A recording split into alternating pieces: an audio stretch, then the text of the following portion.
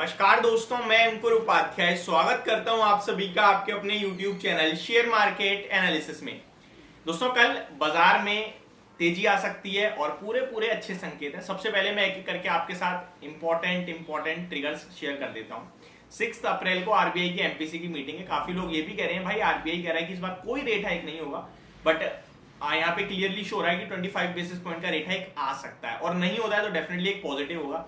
Rate hike होता है नहीं होता है, उन सबसे ज्यादा इंपॉर्टेंट होगा आगे के लिए आउटलुक, ऐसा मुझे पर्सनली लगता है। ठीक है, सेकंड थिंग, कल से कुछ बड़े चेंजेस होने वाले हैं, उसके बारे में एक बार शॉर्ट में बात कर लेते हैं। पहला, एसटीटी बढ़ जाएगा आपका, यानी कि सिक्योरिटी ट्रांजैक्शन टैक्स बढ़ेगा।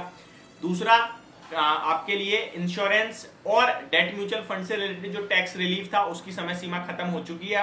अब आपको वो अगर उसका फायदा नहीं मिलेगा तो वो इन दोनों ही सेक्टर के लिए नेगेटिव था, नेगेटिव रिएक्शन आ भी चुका है। थर्ड थिंग, अब स्टॉक स्पेसिफिक बात करें उससे पहले ग्लोबल मार्केट्स का अपडेट देना चाहूंगा। यूएस मार्केट में आपने फ्राइडे के सेशन में एक और बढ़िया तेजी आते हुए देखी और डाउ जोन्स अराउंड 400 पॉइंट्स की तेजी में दिखे आपको। तो ये पहला अपडेट है। डाउ जोन्स की बात करें तो ऑलमोस्ट 450 पॉइंट्स की तेजी में थे, 415 पॉइंट्स की तेजी में 1.26% की तेजी। नेस्डेक इंडेक्स 0.25% की शानदार मूव देता हुआ दिखा, 208 पॉइंट्स ऊपर दिखा। S&P 500 1.5% की शानदार तेजी।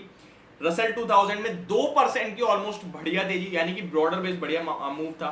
विक्स लगभग 2% घटा है यूएस का, 1.5%, यानी कि फियर कम हो रहा है। तो ये बहुत ही अच्छे संकेत हैं। अब स्टॉक स्पेसिफिक आपको एक चीज क्लियरली दिखी होगी कि भाई नेस्डेक इंडेक्स में बढ़िया मूव था, तो पहले तो हमें आईटी स्टॉक्स को थम्स अप दे देना है। कल के सेशन में भी फ्राइडे भी आईटी ने आउट परफॉर्मेंस करी है, कल भी आपके लिए आउट परफॉर्मेंस आते हुए दिख सकती है। ऑलरेडी मैं शेयर कर चुका हूं ये सारी चीजें, बट एक ही वीडियो में सब कुछ आपके साथ रिकैप कर दे रहा हूं, तो वो एक आपको अच्छा और बढ़िया व्यू मिलता है। यूरोप के मार्केट से भी पॉजिटिव कहीं ना कहीं संकेत है, कुछ नेगेटिव नहीं है। एशिया पैसिफिक भी पॉजिटिव ही है। एसजीएक्स निफ्टी की बात करें तो वहां से भी आपके लिए बहुत पॉजिटिव संकेत है। 17,480 के लेवल्स एसजीएक्स निफ्टी दिखा रहा है और हमारी क्लोजिंग 17,360 हुई है। अब आपको क्या क्या इंपॉर्टेंट चीजें हैं जो करनी है और क्या चीजें नहीं करनी है। पहले इंपॉर्टेंट चीजें आपको जो देखनी है करने से पहले, वो है डाउ फ्यूचर, नेस्डेक फ्यूचर कैसे ट्रेड कर रहे हैं, ये आपको छोड़ना नहीं है। अगर आप कोई भी ट्रेड ले रहे हो, इंट्राडे, पोजिशनल, जो भी सोच रहे हो, साइड में डाउ फ्यूचर और नेस्डेक फ्यूचर होना चाहिए आपकी। ठीक है, तो यहाँ पे अगर पॉजिटिविटी है तो ट्रेड लोगे आप पॉजिटिव साइड पे, अदरवाइज आप वेट करोगे। दूसरी चीज, ऑप्शंस में जितना ज्यादा हो सके कम काम करना। क्यों? इंट्राडे करना है कोई इशू नहीं है, पोजिशनली करना है इशू है। पहले तो आपके लिए जो कॉल्स की वैल्यू है, प्रीमियम वगैरह मैंने भी चेक नहीं करे, बट हो सकते हैं अभी स्टार्टिंग है तो एड अच्छे खासे होंगे। इसलिए मैं आपसे मेनली मना कर रहा हूं क्योंकि कल खुलने के बाद बाजार परसों फिर छुट्टी पे, यानी कि हॉलीडे मिलेगा आपको, तो आपका ये जो एक्सपायरी है वो एक दिन पहले होगी, तो थीटा डिके होगा। तो ये इंपॉर्टेंट चीज है, इसलिए मैं आपसे कह रहा हूं कि जो आपके ट्रेड है उनको थोड़ा सा कैलकुलेट करते हुए देखोगे तो मुझे लगता है थीटा डिके हो सकता है, तो वहां थोड़ा सावधान रहने के लिए कहूंगा। प्लस मार्केट में 2 दिन में बढ़िया मूव आ गया है, तो अगर 50 पॉइंट भी आपके विपरीत गया ट्रेड पॉजिटिव साइड से, तो वहां आपका एसएल खा जाएगा और काफी हेवीली प्रीमियम गिर सकता है। सेकंड इंपॉर्टेंट चीज जो आपको मैं बताना चाहता हूं, अभी भी संकेत कोई चार्ट्स पे पॉजिटिव नहीं है। बेशक आपके लिए मूड माहौल बहुत अच्छा बन गया है, सब कुछ अच्छा है, बट एक चीज आपको समझनी होगी, 6 महीने का चार्ट खोल के देखोगे निफ्टी का 17,800 से क्रैक आया है, 16,800 का लो लगा है, ऑलमोस्ट 1000 पॉइंट गिरा है। 1000 पॉइंट गिरने के बाद अगर 500 पॉइंट 600 पॉइंट्स की रिकवरी है तो ज्यादा खुशी की कोई बात नहीं है। 17,800 के ऊपर निकलेगा तो फिर इस चार्ट्स पे रिवर्सल के संकेत आएंगे और पॉजिटिव हो जाना आप लोग।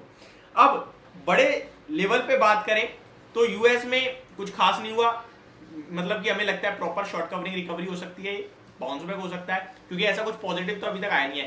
पॉजिटिव अगर आप देखना चाहते हो तो एक चीज दिख रही है, वो ट्रेजरी बॉन्ड्स के जो यील्ड घटी है, यानी कि ये संकेत दे रहा है भाई आने वाले समय में रेट कट हो सकते हैं, तो ये पॉजिटिव जरूर दिख रहा है। अब स्टॉक स्पेसिफिक आपके साथ कुछ बातें करना चाहूंगा।